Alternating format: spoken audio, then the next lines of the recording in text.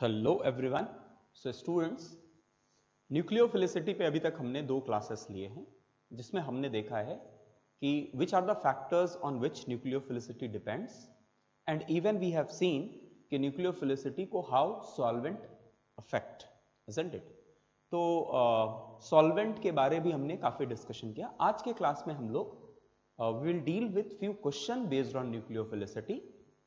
So let's start.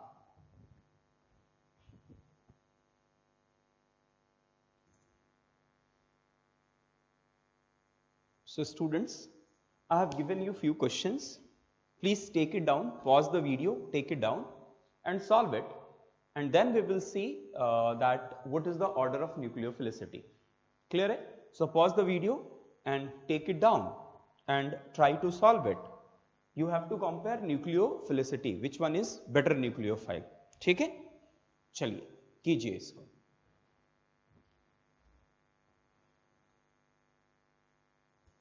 Okay, so done students, कर लिया सबने। तो अगर आप पहला केस देखेंगे तो देखिए, अगर आप न्यूक्लियोफिलिसिटी की बात करें तो सबसे पहले यहां समझो कि न्यूक्लियोफिलिसिटी आप ट्राई टू फाइंड आउट कि यहां जो न्यूक्लियोफिलिक साइट है वो कैसे है। तो in first question nucleophilic site हर जगह पे आपका O- है क्या? है क्या? देखो CS3S double bond O O minus, PHC double bond O minus, clear है? PH O minus and RO minus.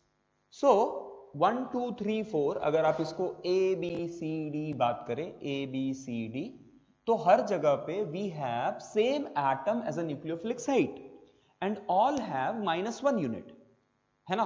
तो हमने न्यूक्लियोफिलिसिटी डिसाइड करते समय हमने 4 फैक्टर्स देखे थे। कौन सा? सबसे पहले amount of charge. So do they have different amount of charge?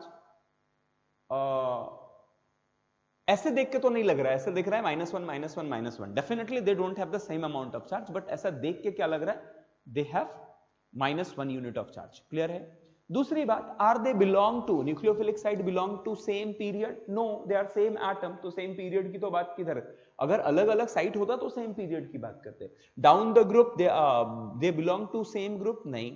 तो ऐसे केस में what we can say, they belong to same atom, nucleophilic site belong to same atom. ऐसे केस में it's directly decided by what? It is decided by the amount of charge it have. So it is decided by amount of charge, amount of charge.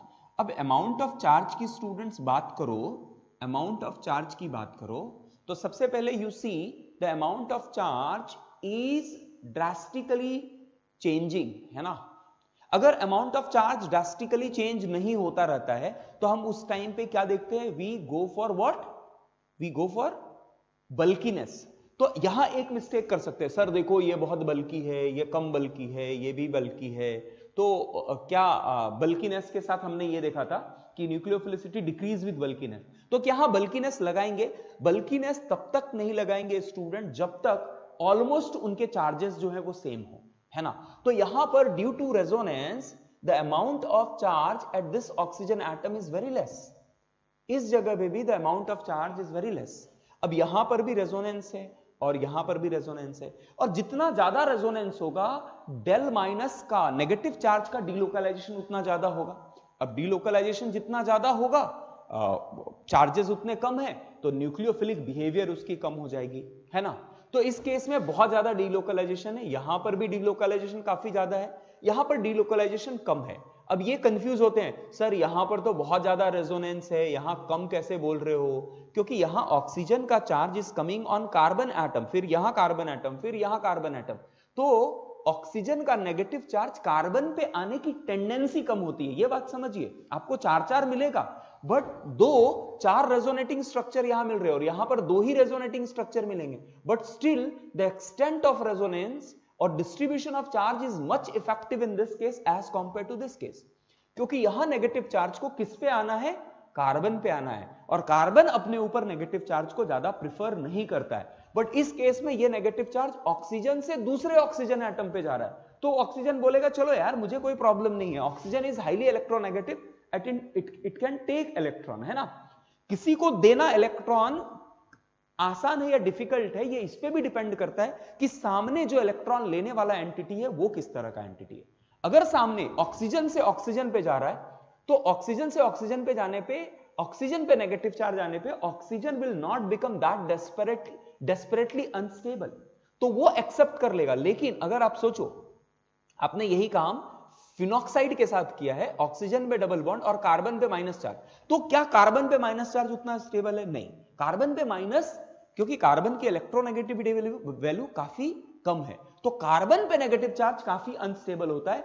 तो यहां पर दो we have 4 resonating structures, but the extent of resonance, जो यहां पर movement होगा वो बहुत कम होगा। आप मान लीजिए अगर यहां पर है तो केवल 90% चार्ज यहीं रह जाएगा, केवल 10% ही डीलोकलाइज होगा, जबकि यहां पर अराउंड 50% का डीलोकलाइजेशन होगा। मैं ये जो डेटा बता रहा हूं, this data is not exact, but just to make you feel कि मोस्ट ऑफ चार्ज यहां रह जाता है, बस थोड़ा ही चार्ज डिस्ट्रीब्यूट होता है, क्योंकि जो सामने देने के लिए तो बैठा हुआ है बट कार्बन लेना नहीं चाहता है। क्लियर है? तो extent of resonance will decide कि अब यहां पर देखो दो दो ऑक्सीजन एटम बैठे हुए, तो ये तो आप समझ लो कि -1 charge will distribute into 3 atoms, तो 33% चार्ज ऑलमोस्ट कहीं रह जाएगा, यहां 50%, यहां ऑलमोस्ट 90% रह जाएगा। क्लियर है? अभी इस केस में यहां कोई रेजोनेंस नहीं है, इनफैक्ट ये इलेक्ट्रॉन सप्लाई करेगा, तो चार्ज डेंसिटी इस केस में बहुत ज्यादा है। तो अगर आप बोले कि न्यूक्लियोफिलिक, सबसे ज्यादा न्यूक्लियोफिलिक कौन है, तो मैं बोलूंगा सबसे ज्यादा न्यूक्लियोफिलिक है डी, फिर कौन है, उसके बाद है सी, फिर कौन है, बी, और सबसे कम न्यूक्लियोफिलिक कौन है, A. Why A is least nucleophilic? क्योंकि ऑक्सीजन एटम के पास इलेक्ट्रॉन है ही नहीं इतना ज्यादा कि वो आसानी से दे सके, और nucleophilicity is the tendency of a nucleophile, how easily it donates its electron. Clear है? So the order of nucleophilicity over here in first case is this is same as that of order of basicity. तो आप ऐसे भी पढ़ेंगे कि nucleophilicity and basicity are parallel. हाँ, क्योंकि जितना ज्यादा आप देखो इस केस में बेसिसिटी मतलब क्या, H प्लस कितनी आसानी से एक्सेप्ट कर सकता है, और आसानी से एक्सेप्ट कब करेगा, जब इसके पास नेगेटिव चार्ज जितना ज्यादा रहेगा, है ना। तो basic order and nucleophilic order will be same. तो इस तरह के टर्मिनोलॉजीज आप देखेंगे कि न्यूक्लियोफिलिसिटी पैरेलल्स बेसिसिटी, इसका मतलब जो ऑर्डर बेसिसिटी का है वही ऑर्डर न्यूक्लियोफिलिसिटी का है। अब ये देखो आपके लिए बहुत आसान ऐसे भी हो सकता है, आप क्या कर लो, आप एसिडिक स्ट्रेंथ देख लो, है ना, एसिडिक स्ट्रेंथ देख लो। हमने पढ़ा है जीओसी के टाइम पे, मैंने बताया था कि sulphonic acid is most one of the strongest acid in organic compound में, है ना। फिर कार्बोक्सिलिक एसिड आता है, फिर फिनॉल आता है, फिर अल्कोहल आता है। तो जो एसिडिक स्ट्रेंथ है, जो एसिडिक स्ट्रेंथ है उसका उल्टा बेसिक स्ट्रेंथ होगा, है ना। जो जितना ज्यादा एसिडिक है उसका कॉन्जुगेट बेस उतना वीक है। तो सल्फोनिक एसिड जो होते हैं वो काफी ज्यादा एसिडिक होते हैं। तो अगर ये काफी ज्यादा एसिडिक है, इसका मतलब इसके H देने की टेंडेंसी अगर बहुत हाई है, तो अगर देने की टेंडेंसी हाई है तो लेने की टेंडेंसी कम है, लेने की टेंडेंसी कम है मतलब बेसिसिटी इसकी कम है, और जो बेसिसिटी का ऑर्डर होगा वही न्यूक्लियोफिलिसिटी का ऑर्डर होगा यहां पर। क्लियर? समझ में आ गया? काफी डिटेल, हमें केवल न्यूक्लियोफिलिसिटी डिस्कस करना था, बट हमने और बहुत सारी बातें कर ली कि न्यूक्लियोफिलिसिटी एंड बेसिसिटी का यहां क्या रिलेशन होगा। So they will be parallel in this case. Okay, चलिए नेक्स्ट क्वेश्चन, क्वेश्चन नंबर 2 लिख लिया ये सबने, आपने, किसी को कोई दिक्कत नहीं, आई होपफुली आपने ये सही किया होगा। चलिए क्वेश्चन नंबर 2 इज कि RO माइनस और RS माइनस में ज्यादा न्यूक्लियोफिलिक कौन है ना। अब स्टूडेंट अगर आप देखेंगे तो यहां न्यूक्लियोफिलिक साइट सेम है या डिफरेंट है? They are different, isn't it. एक बार ऑक्सीजन के ऊपर नेगेटिव चार्ज है और दूसरे टाइम सल्फर के ऊपर नेगेटिव चार्ज है। Now can you tell me कि ये नेगेटिव चार्ज सल्फर और ऑक्सीजन के ऊपर है, क्या there is any relation between sulphur and oxygen? तो you can say yes, they belong to same group, है ना, they belongs to same group. तो सेम ग्रुप वाले में मैंने कुछ तो पढ़ाया था आपको, क्या पढ़ाया था याद है? Nucleophilicity order. Nucleophilicity order depends on the solvent you are using, है ना। अगर आप पोलार प्रोटिक सॉल्वेंट यूज कर रहे हैं, पोलार प्रोटिक सॉल्वेंट यूज कर रहे हैं, तो डाउन द ग्रुप, ये बहुत इंपॉर्टेंट बात है, आप ये ध्यान में रख लो। बुक्स में कंफ्यूजन होता है, बुक्स में कुछ ऐसे लिखे रहते हैं down the group decree nucleophilicity बढ़ता है, ये it is not always true. So down the group आप जैसे नीचे आते जाएंगे, न्यूक्लियोफिलिसिटी बढ़ेगा या कम होगा। अब न्यूक्लियोफिलिसिटी का मतलब सीधा सिंपल मतलब है, न्यूक्लियोफिलिसिटी मतलब जिसके पास जितना ज्यादा चार्ज है और देने की टेंडेंसी जितनी ज्यादा होगी उतना ज्यादा न्यूक्लियोफिलिक है। क्लियर है? अब डाउन द ग्रुप ऐसा कभी कभी बुक्स में लिखे रहते हैं, बड़ा साइज है, आसानी से दे पाता है, तो ये सारी बातें ना बकवास है, मैं आपको बताता हूं, यूजलेस। मैंने आपको सिंपल इसके पीछे का लॉजिक बताया कि डाउन द ग्रुप सबसे पहले क्या है, जिसके पास चार्ज जितना ज्यादा है उसकी देने की टेंडेंसी उतनी हाई होगी, वो उतना न्यूक्लियोफिलिक होगा या उतना ज्यादा बेसिक होगा। अब डाउन द ग्रुप अगर आपने पोलार प्रोटिक सॉल्वेंट लिया है, पोलार प्रोटिक सॉल्वेंट लिया है, तो मैंने आपको क्या बताया था, if you have taken polar protic solvent then nucleophilicity will what, nucleophilicity down the group increases, nucleophilicity increases. And what's the logic behind that? क्योंकि अब देखो, जब आप न्यूक्लियोफिलिक पोलार प्रोटिक की बात कर रहे हो, अब देखो, अब बोलेंगे सर यहां तो कुछ सॉल्वेंट ही नहीं दिया है, हम क्या करेंगे, हम क्या लेंगे। अब बात समझो आप, अगर अब आप किसी ऑर्गेनिक रिएक्शन करवा रहे हो, आपने एक CX लिया है ना, और आप इसका रिएक्शन इसके साथ करा सकते हो, न्यूक्लियोफिलिक रिएक्शन कराना है, न्यूक्लियोफिलिक सब्स्टिट्यूशन होगा तभी तो न्यूक्लियोफिलिसिटी की बात होगी। अगर वो न्यूक्लियोफाइल की तरह बिहेव कर रहा है तब आप न्यूक्लियोफिलिक नेचर कंपेयर कर सकते हो। अगर वो न्यूक्लियोफाइल की तरह बिहेव ही नहीं कर रहा है तो न्यूक्लियोफिलिक नेचर की बात नहीं कर सकते।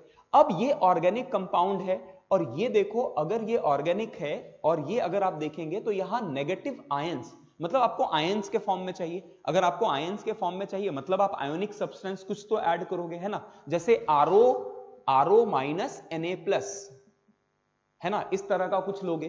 तो आप जब ये एंटिटी को लोगे तो आपको डिसॉल्व करने के लिए, we know like dissolve like principle, तो अगर कुछ भी नहीं दिया है और इन दोनों का रिएक्शन कराना है तो definitely you need a solvent which can dissolve this as well as this. तो कुछ भी नहीं दिया है और नेगेटिव चार्ज दिया हुआ है, तो उस टाइम पे रिमेंबर इट कि you have by default you have to take solvent as a polar protic solvent. Clear है? पोलर प्रोटिक सॉल्वेंट लेके ही आपको करना है, क्योंकि लाइक डिसॉल्व लाइक प्रिंसिपल, कुछ नहीं दिया हुआ है तो नेगेटिव चार्ज आयन को डिसॉल्व करने के लिए पोलर प्रोटिक सॉल्वेंट आप यूज कर रहे हो, आपको ये मान के चलना है। तो मैंने क्या बताया, पोलर प्रोटिक सॉल्वेंट के केस में nucleophilicity increases down the group, down the group. अब ये क्यों डिक्रीज होता है? तो इसका पीछे का लॉजिक है भाई कि ये जैसे ही ये छोटा सा है, छोटा सा एटम है, चार्ज डेंसिटी बहुत ज्यादा है, तो इसका सॉल्वेशन जो है वो इतना ज्यादा हो जाता है कि ये बहुत बड़ा बन जाता है ना। तो इसे मूव अगर करना है, तो मैंने जैसे बताया था आपको, मूव करना है तो इसे बारात लेके जानी है ना, साथ में हजारों एंटिटीज इसके साथ मूव करेंगे, तो मूव करके अटैक कर पाना बहुत मुश्किल हो जाएगा। जबकि RSH माइनस के केस में, क्योंकि सल्फर का एटम का साइज बड़ा है और उसके ऊपर अमाउंट ऑफ चार्ज जितना ऑक्सीजन पे था उतना ही है, तो इसका सॉल्वेशन जो होगा वो कम होगा। अगर सॉल्वेशन कम होगा तो ये still it is lighter and it can attack easily. ये कब होगा? When you are taking polar protic solvent. तो उस केस में if you are saying this as A and B, so I will say nucleophilicity order जो होगा, nucleophilicity order is what? Nucleophilicity order is B greater than A. But अगर मैं यही इसी चीज को if I am taking it in polar aprotic solvent, then order will be what? Order will be reverse. A will be greater than B. तो solvent is very important. Solvent is very important when you see that the nucleophilic site belongs to same group. ठीक है? Question number 2, तो इस case में कोई solvent नहीं दिया हुआ है तो भी हमें क्या लेके चलना है? हमें पोलर प्रोटिक सॉल्वेंट लेके बात कर सकते हैं ना। क्लियर है? कुछ दिक्कत? कुछ दिक्कत नहीं? चलिए, डन? ओके।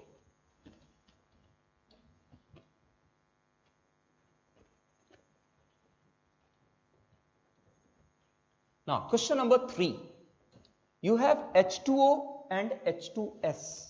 H2O और H2S में क्या है, फिर से they belong to what, oxygen and sulphur.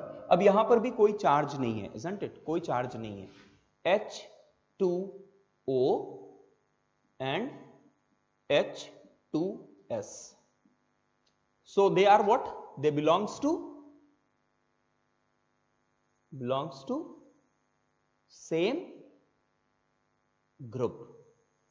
तो ऐसे सेम ग्रुप में डाउन द अब अच्छा यहां पर ऐसा सॉल्वेंट, पोलर प्रोटिक, अप्रोटिक बात कर सकते हैं क्या? यहां कोई सॉल्वेंट की बात ही नहीं करेंगे क्योंकि they itself they will be acting as a solvent, है ना, वाटर मॉलिक्यूल. आप ऐसा नहीं करेंगे किसी को वाटर में डिसॉल्व करेंगे, दूसरा सॉल्वेंट रहेगा और फिर it will act, isn't it? तो यहां सॉल्वेंट की बात नहीं होगी. तो इस केस में down the group what you have to say, nucleophilicity increases. अब इसके पीछे का कारण क्या है? पोलराइजेशन, है ना. जितना बड़ा एटम होगा, आप ऐसा सोच सकते हैं, देखो एक कंसेप्चुअली ये लगता है लोगों को. अभी अगर आप देखेंगे X, आप बोलेंगे सर आप जो लॉजिक बता रहे हो तो उस लॉजिक से ऑक्सीजन छोटा एटम है, लोन पेयर है, इसे आसानी से अपने इलेक्ट्रॉन दे देने चाहिए, आसानी से इलेक्ट्रॉन दे देना चाहिए क्योंकि ये छोटा सा एटम है और इसमें इलेक्ट्रॉन लोन पेयर है. अब देखो इस पे कोई चार्ज नहीं है, पहले बात समझने का ट्राई करो. तो ये जो लोन पेयर है, ये लोन पेयर को कितना स्ट्रांगली ऑक्सीजन होल्ड करके रख रहा है, दैट विल डिसाइड कि ये कितना न्यूक्लियोफिलिक होगा. अभी इसी की जगह H2S अगर आपने लिया तो S जो सल्फर का एटम है, ये समझो सल्फर का एटम पे जो ये लोन पेयर है, it will B far away from nucleus. तो इसका होल्ड जो रहेगा वो काफी कम रहेगा और द सप्लाई विल बी मोर, है ना, आसानी से सप्लाई कर सकता है. तो nucleophilicity order down the group, जब आपके पास कोई एनायंस ना हो, सिंपल मॉलिक्यूल्स हो, तो डाउन द ग्रुप आपको क्या देखना है, nucleophilicity will increase. Down the group nucleophilicity will increase. And why it increases? Because of polarizability of that atom, or in other sense, देखो यहां कोई चार्ज नहीं है, both have electron, lone pair. तो न्यूक्लियोफिलिसिटी किस पे डिपेंड करता है? न्यूक्लियोफिलिसिटी डिपेंड करता है कितनी आसानी से कोई अपना इलेक्ट्रॉन दे सकता है. तो किसी के पास दो लोन पेयर है और एक ने पकड़ के बैठा हुआ है और दूसरे के पास लोन पेयर है बट लूजली हेल्ड है, तो देगा कौन आसानी से? जो लूजली हेल्ड है वो दे सकता है. तो H2S जो होगा that will be better nucleophile compared to what? Compared to H2O. Clear? Question number 3. Now question number 4. फिर से आप देखो आपके पास क्या आ गया, NH2 माइनस और PH माइनस. अब फिर से माइनस मतलब एनायंस की बात कर रहे हो. Anions they belong to same group. तो सेम ग्रुप में again it will depends on what? It will depends on the solvent we are using. तो बेसिकली अगर सॉल्वेंट पोलर प्रोटिक यूज करेंगे तो डाउन द ग्रुप कैसा होगा? Nucleophilicity will increase, है ना. अभी ये एग्जैक्टली यहां जो डिस्कशन किया था same thing will be applicable over here, क्योंकि ऑक्सीजन के नीचे आता है सल्फर, नाइट्रोजन के नीचे आता है फास्फोरस, है ना. तो जो केस सल्फर, जैसे आप ऑक्सीजन O- से S- जाते हैं, तो पोलर प्रोटिक सॉल्वेंट के केस में इसका सॉल्वेशन कम होता है and it become a better nucleophile. The same logic can be applied over here. So which one is better nucleophile? PH2- is better nucleophile than NH2-. Clear है? Okay. Now next question, question number 5. So you have F-, you have OH- and you have NH2-. So can you tell me यहां पर nucleophilic site पे कुछ relation है क्या? हाँ. So they belong to what? They belong to same period, है ना. Second period के एलिमेंट है, सेम पीरियड. तो सेम पीरियड में हमने देखा था electronegativity is the deciding factor, क्योंकि चार्ज डेंसिटी जो है वो ऑलमोस्ट सेम है ना. Amount of charge they have same amount of charge, -1 unit and -1 unit. And their volume size is also, क्योंकि पीरियड में the size of atom doesn't change appreciably, तो वहां ज्यादा चेंज नहीं हो रहा है, तो चार्ज भी सेम है, वॉल्यूम भी सेम है, तो चार्ज डेंसिटी सेम है, तो चार्ज डेंसिटी सेम है तो अब डिसाइडिंग फैक्टर कौन सा होगा? डिसाइडिंग फैक्टर होगा कि सेम अमाउंट ऑफ चार्ज सबके पास है, लेकिन कौन आसानी से दे सकता है। तो यहां पर deciding factor is electronegativity. Electronegativity, अब electronegativity is the tendency to hold electron, तो जो जितना ज्यादा इलेक्ट्रोनेगेटिव होगा वो अपने इलेक्ट्रॉन को उतना होल्ड करके रखेगा, देने की टेंडेंसी उतनी कम होगी। तो कैन आई से कि nucleophilicity is inversely proportional to electronegativity. Nucleophilicity is inversely proportional to electronegativity. तो अगर यहां पर बात करें तो क्या हो जाएगा? NH2 minus less than greater than and F minus की, क्योंकि F माइनस अपने इलेक्ट्रॉन को बहुत स्ट्रांगली होल्ड करके रख रहा है तो उसकी न्यूक्लियोफिलिसिटी कम हो जाएगी। अब कोई बोले सर यहां पर polar solvent non polar solvent कुछ असर करने वाला है? कुछ असर नहीं करने वाला है। क्यों? क्योंकि चार्ज डेंसिटी सेम है ना, तो वही ऑर्डर रहेगा। कोई भी सॉल्वेंट ले लीजिए, ऑर्डर विल बी सेम, क्योंकि सॉल्वेंट का असर कब होता है? When there is a huge difference in the charge density and solvation अगर फर्क करता है तो वहां पर सॉल्वेशन, अगर solvation is the deciding factor तो वहां पर आपको वो देखना है कि सॉल्वेंट का क्या असर है, अदरवाइज बेसिसिटी एंड न्यूक्लियोफिलिसिटी का order will be the same. Clear है? This is question number 5th, है ना। Now question number 6th। Question number 6 में student SH minus and Cl minus कर पाओगे? आसानी से किया होगा। So again sulphur and chlorine belong to same period, है ना, सेम पीरियड के एलिमेंट है। तो पीरियड में हमने देखा है कि क्या देखा जाता है? पीरियड में again electronegativity is the deciding factor. So which one is more electronegative, sulphur और क्लोरीन? Chlorine is more electronegative. तो क्लोरीन अगर मोर इलेक्ट्रोनेगेटिव है तो देने की टेंडेंसी कम है। So SH minus is better nucleophile than what? Cl minus. Clear है? कोई दिक्कत? Question number 6। Now question number 7। Question number 7 is again it comes to what?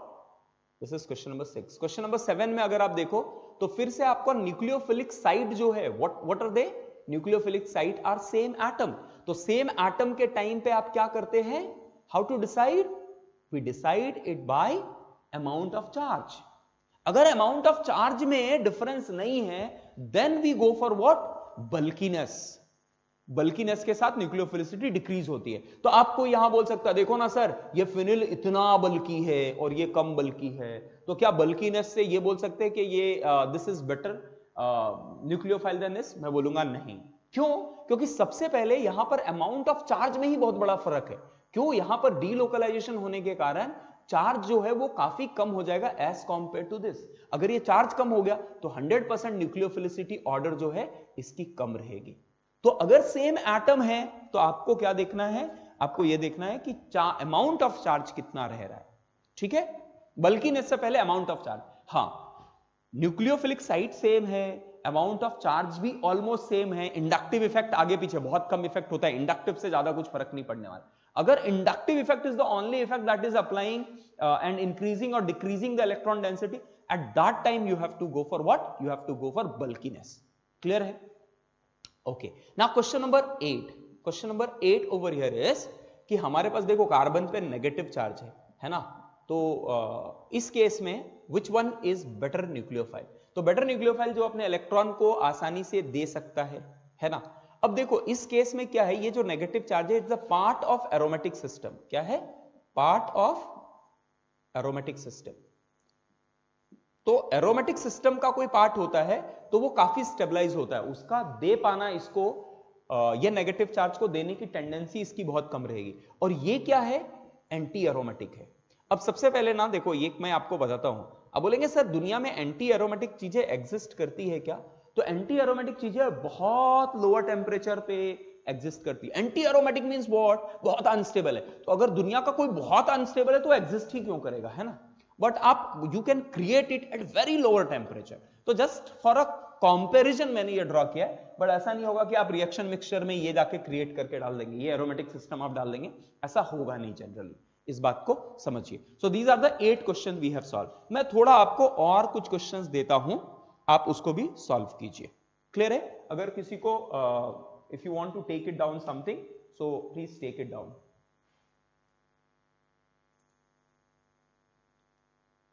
Okay, so students, I have given you few more questions.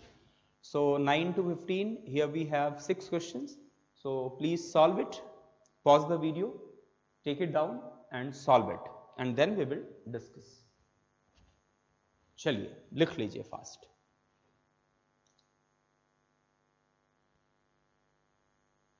So done, कर लिया.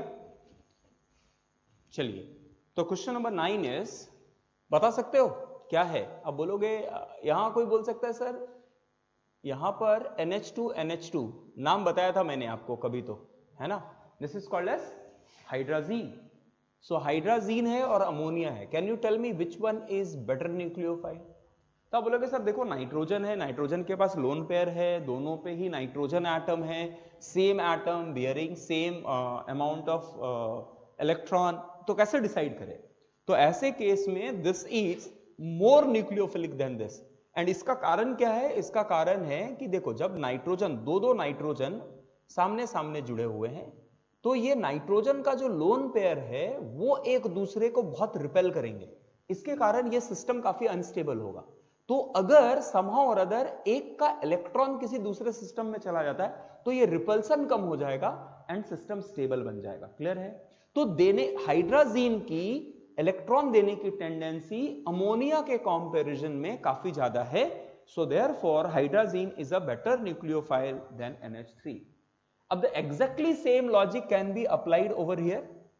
आप जब कभी peroxide की बात करेंगे और कोई अल्कोहल या वाटर की बात करेंगे, तो पेरोक्साइड की देने की टेंडेंसी, इलेक्ट्रॉन देने की टेंडेंसी काफी ज्यादा होगी एज ए न्यूक्लियोफाइल, क्योंकि यहां पर भी इलेक्ट्रॉन का रिपल्सन जो है that will make system unstable.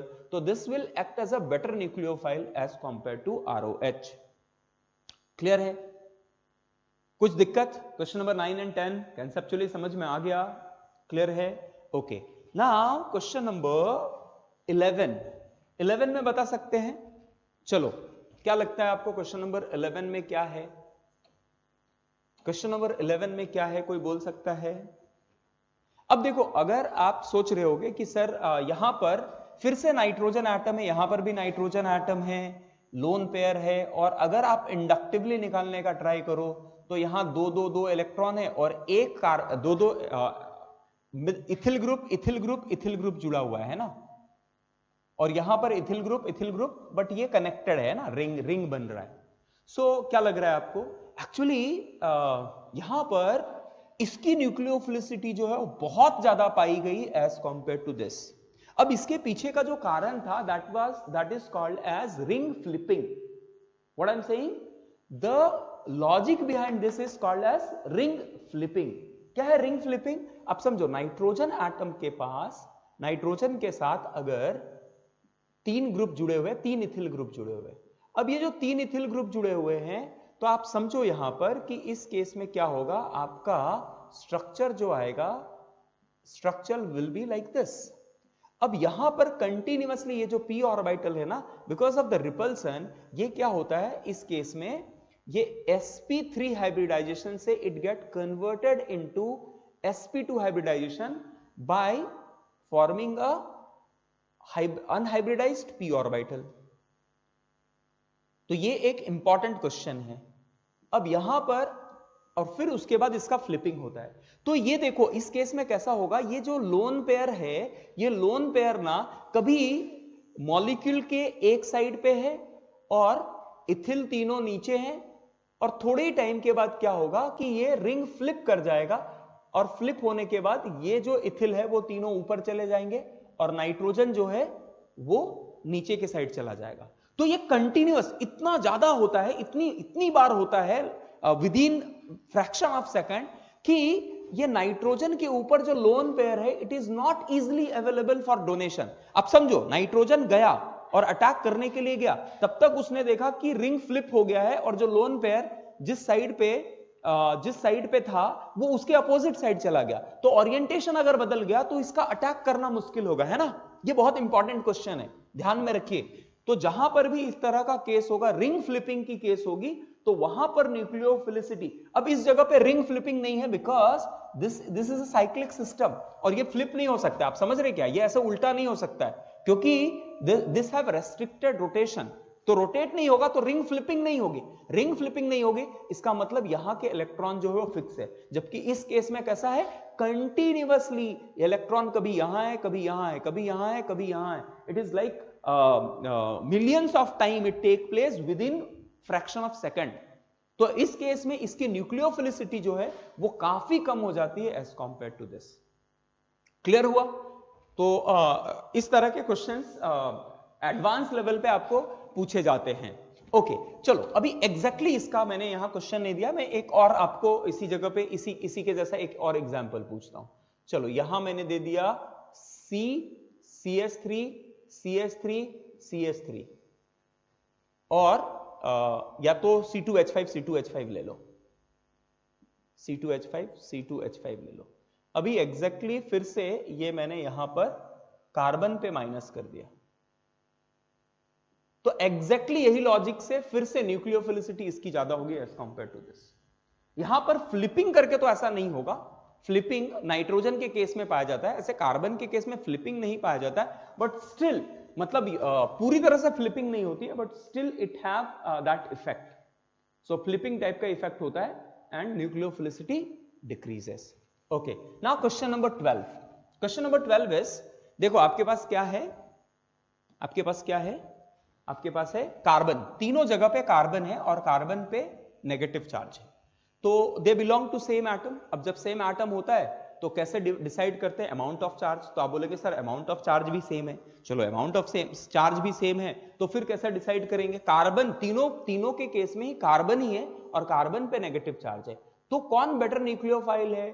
तो इस जगह पे देखो आप अमाउंट ऑफ चार्ज से भी शायद I don't think you will be able to decide, क्योंकि amount of charge negative -1 charge है तीनों ही केस में।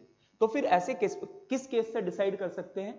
आप डिसाइड कर सकते हैं ऐसे केस में you can decide it through what? Electronegativity.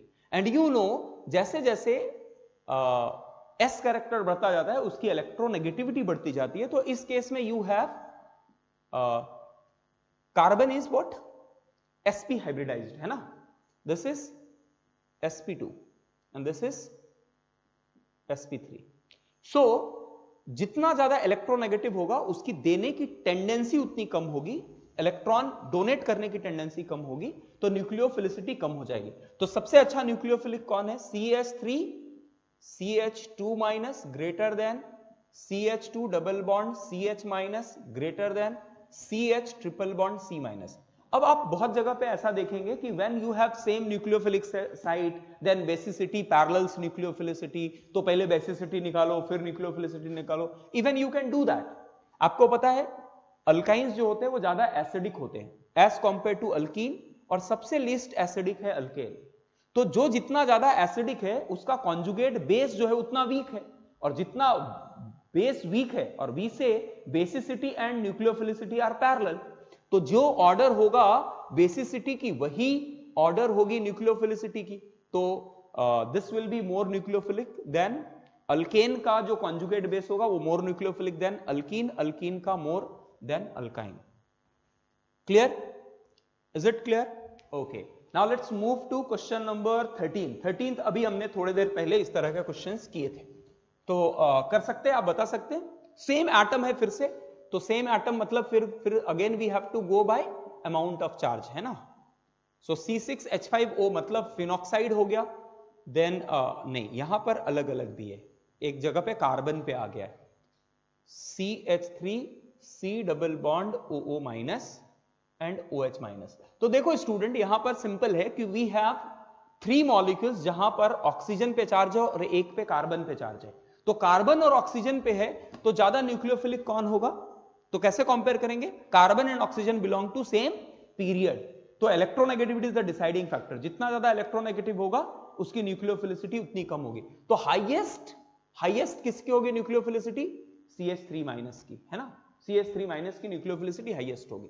फिर अब इन ऑक्सीजन वाले तीनों को कंपेयर कर लो। अच्छा, तो अब इन तीनों में ऑक्सीजन है, तो जिस केस में इलेक्ट्रॉन डीलोकलाइज जितना ज्यादा होगा उसकी न्यूक्लियोफिलिसिटी उतनी कम हो जाएगी। तो I think OH- will be better nucleophile, क्योंकि यहां डीलोकलाइजेशन नहीं है। उसके बाद डीलोकलाइजेशन किस में है? यहां कोई भी डीलोकलाइजेशन नहीं है। इसमें ज्यादा डीलोकलाइजेशन है कि इस केस में ज्यादा डीलोकलाइजेशन है? अभी थोड़ी देर पहले बताया था, delocalization is more in this case, है ना। यहां पर कार्बन पे आ रहा है तो इसका डीलोकलाइजेशन कम होगा। तो PHO minus and then CH3 C double bond O minus. So this is the nucleophilicity order. Clear? Simple, quite simple, आसान है। वो जो 4 फैक्टर बताए उसके बेसिस पे आप सॉल्व कर सकते हैं। चलो फिर से क्वेश्चन नंबर 14। तो यहां फिर से ऑक्सीजन ऑक्सीजन ऑक्सीजन ऑक्सीजन, है ना।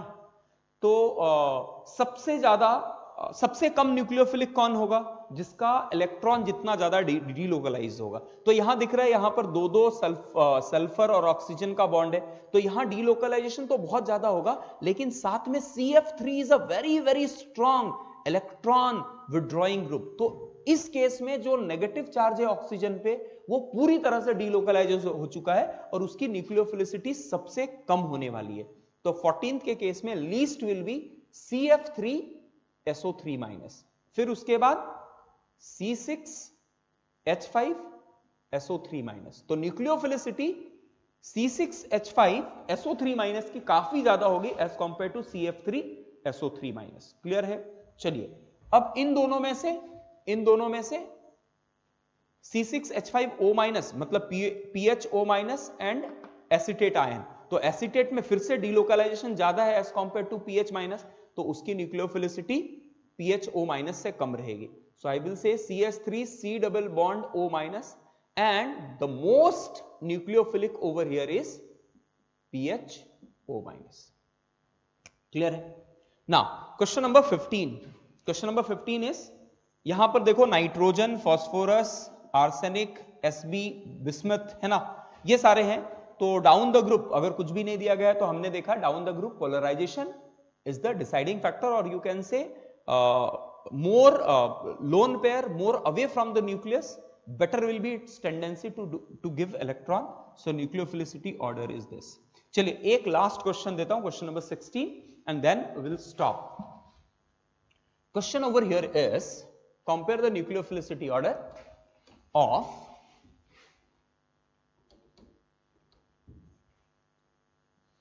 आपको मैं दे देता हूं CH triple bond C minus, F minus, then CH3 minus, NH2 minus and OH minus. Question number 16। चलो करो इसको। तो क्या करोगे आप? सबसे पहले फिर से अगर आप देखोगे तो you have oxygen, nitrogen, carbon, fluorine and carbon, है ना। तो they belong to same period, सभी सेम पीरियड में, ओके। लेकिन यहां पर 2 कार्बन है, आपके पास 2 कार्बन है, ये भी एक कार्बन है, ये भी एक कार्बन है। क्लियर है? अब न्यूक्लियोफिलिसिटी ऑर्डर हमें पता है कि if anion belong to same period, nucleophilicity is inversely proportional to electronegativity. Nucleophilicity is inversely proportional to electronegativity. तो सबसे ज्यादा न्यूक्लियोफिलिक कौन होगा? सबसे ज्यादा न्यूक्लियोफिलिक आपको लगेगा, चलो कार्बन की इलेक्ट्रोनेगेटिविटी सबसे कम है तो CH3 माइनस, सही बात है, ये मोस्ट न्यूक्लियोफिलिक है। अब सवाल यह है कि क्या CH कार्बन ट्रिपल बॉन्ड को क्या मैं इसके बाद डायरेक्ट लिख सकता हूं? मतलब माय क्वेश्चन इज कि क्या अल्काइन का जो कॉन्जुगेट है it is more nucleophilic compare to NH2 minus, क्योंकि कार्बन के बाद नाइट्रोजन आता है। So can we say this is the very important thing that you have to no.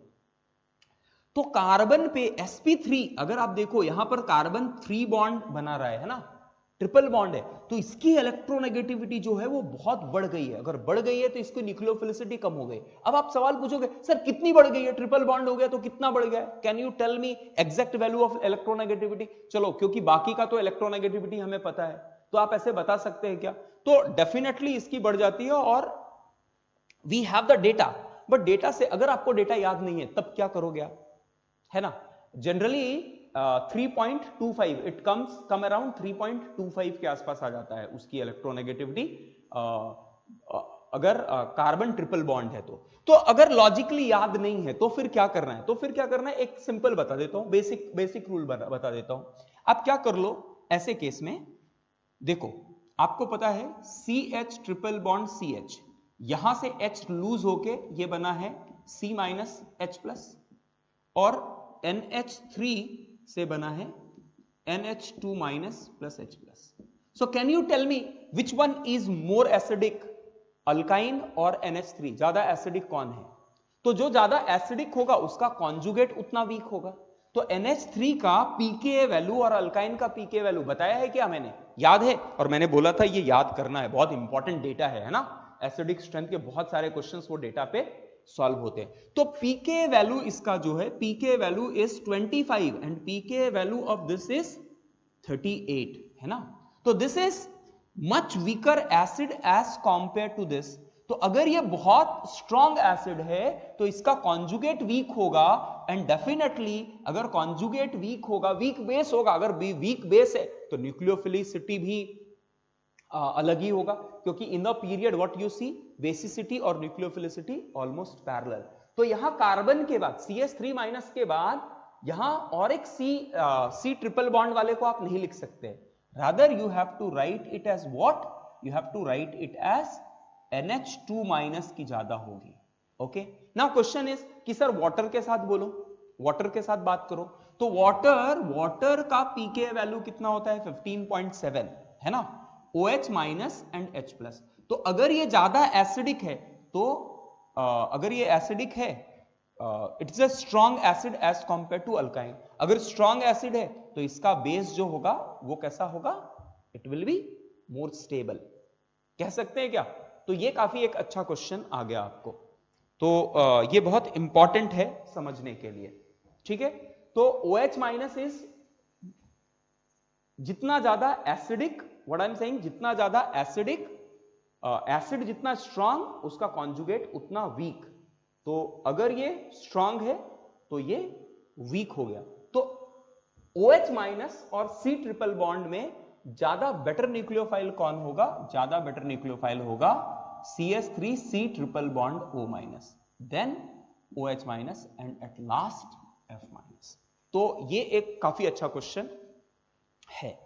Hopefully you have understood कि nucleophilicity कैसे compare करते हैं. We have solved around 16 questions and I will give you 1 DPP based on that कि nucleophilicity में उसमें भी कुछ 15-20 questions होंगे. तो आज का क्लास हम लोग यहां बंद करते हैं. Thank you very much.